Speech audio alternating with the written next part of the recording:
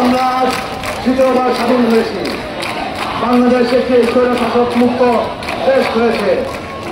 আমরা স্বৈরশাসকের কবল থেকে দীর্ঘ 16 বছর পরে স্বাধীন বাংলাদেশে নিঃশ্বাস নিতে পারছি। আমরা বাংলাদেশ জাতীয়তাবাদী ছাত্রদল কেন্দ্রীয় সংসদের নির্দেশনার অপেক্ষায় রয়েছি। আমাদের সাংগঠনিক অভিভাবক দেশটায় জনাব তারেক রহমান আমাদেরকে নির্দেশনা দিয়েছেন আমরা যেন ক্যাম্পাসের শান্তি শৃঙ্খলা বজায় রাখি।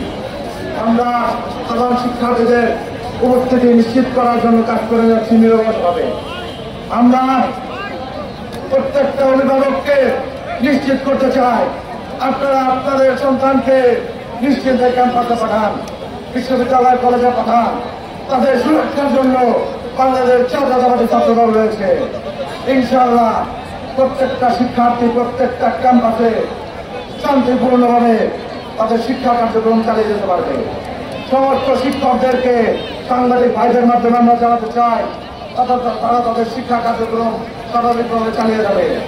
বাংলাদেশ জাতীয়তাবাদী ছাত্রদলের কোন পর্যায়ে নেতৃবৃন্দ আমরা চর্চা কলেজ ছাত্রদল নিরলসভাবে কাজ করে যাচ্ছি যাতে সমস্ত সাধারণ শিক্ষার্থীরা শান্তিপূর্ণভাবে কাজ করতে পারে, শিক্ষকরা ক্লাস দিতে পারেন এবং সহযোগিতা করতে পারেন।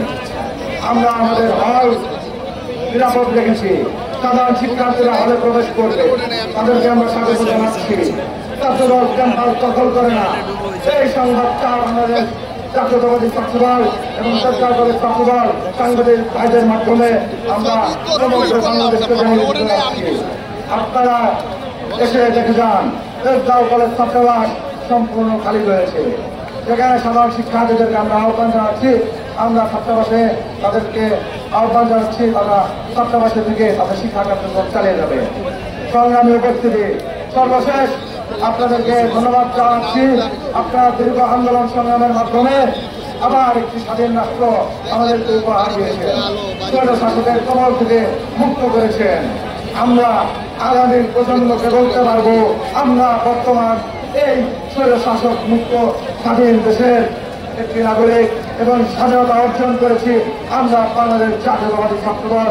সেইখানে আমাদের অবদান ছিল সর্বাধিক।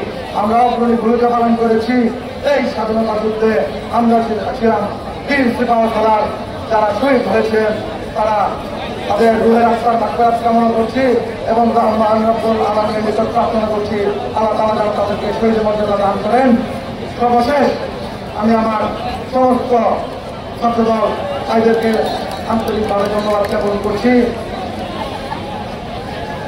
আমাদের মাঝে উপস্থিত রয়েছেন আমাদের ছাত্রদলের সাধারণ সম্পাদক মন্ত্রী আফসার সহ সংগ্রামের উপস্থিতি আমি আপনাদেরকে আবারও শান্তিপূর্ণভাবে অবস্থান কর্মসূচি বিকাল 5টা পর্যন্ত চালিয়ে যাওয়ার জন্য আহ্বান জানাচ্ছি।